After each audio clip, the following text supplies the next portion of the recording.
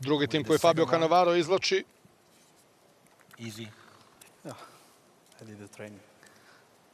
je Dinamo Zagreb. Dinamo from Zagreb, Croatian side at the fourth participation in the group stage. Četvrti plasman u grupnu fazu takmičenja Lige šampiona za predstavnika Hrvatske Benissimo. Let's see. i za šampiona Hrvatske. Da vidimo gde će biti smešten Dinamo. And who is going to travel to Zagreb? Da vidimo ko će putovati u Zagreb.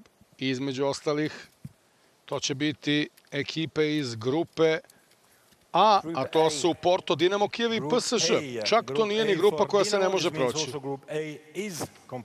Mada nije laka grupa, da se razumemo uopšte.